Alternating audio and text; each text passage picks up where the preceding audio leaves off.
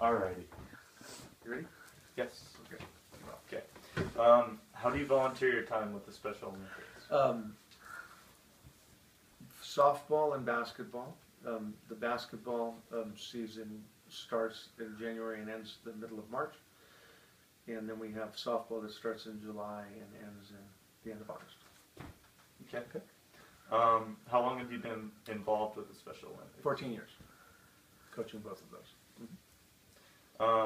And how did you first become involved in the Special Olympics?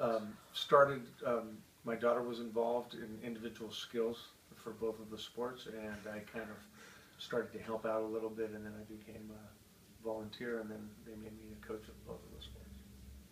Okay. And what was the first event that you volunteered with? Dribbling, shooting, and passing for basketball. Individual skills, not full court. Yeah. And how many events have you coached? Two, softball and basketball. Yeah. Okay. And over the years, would that be 28?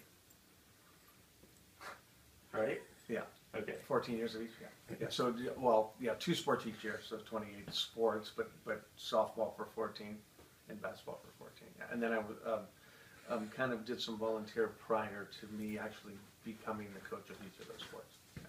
Okay. How often do you coach? During the week and so throughout the month? so every Saturday we go to Hannah Boys Center, which is located in Sonoma, and we practice from 9 in the morning till 11. So we do that for basketball and we do that for softball. They have a field that we're able to use, which is great. It's a baseball field, but we play softball there, and then we use their basketball gym at Hannah Boys Center for basketball. So it's awesome. So they strictly volunteer. We don't have to pay any money. We just have to let them know when we're coming. And sometimes some of the students from Hannah Boys Center have helped as well for both of the sports, which has been nice too. Okay. Anyway, take your time on make sure it's still You going. want to stop this? No. Yeah. Okay. So we're at 2:22. Right. Yeah, it's We're still good? going. Okay, there we go. Want to keep on? All right. Okay.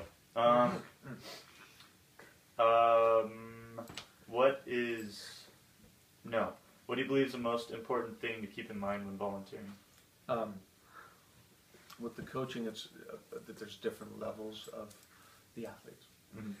Even though we're doing a sport, they all have to learn certain things to be able to play in a game in softball, and certain things to play full court in basketball.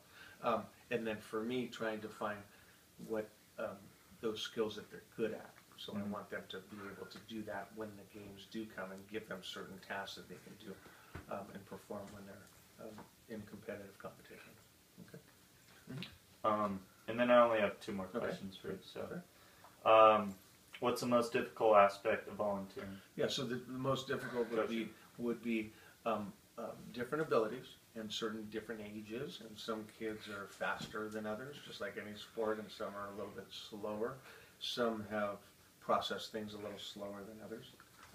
But the best thing that they do is they all listen and they absorb everything, and they do what you ask them to do, and that's what you want as a coach. Yeah. Okay, and then finally, we have like about a minute or 2. Okay.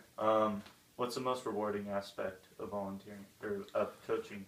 And the most rewarding is for me is to see athletes develop, because I've had them for a fair amount of time, but to see them develop from one year to the next, to see where a kid came that couldn't dribble a ball to where a year or 2 later he's not only dribbling and he's shooting it, he's rebounding, he's doing multiple skills. And same thing with softball. Maybe someone wasn't that great of a hitter, but to persevere and keep working at it and get to the point where they're making contact and they're putting the ball in play and able to run to a base and understand the concepts of the game. Okay. Yeah. Well, I guess that's all. Thank you. All right, very Thank good. you very much. Thank you. We cut it? Yeah. All right. Well, is that good? Yeah. Get it? Yep. Well, okay, hold on. One more second.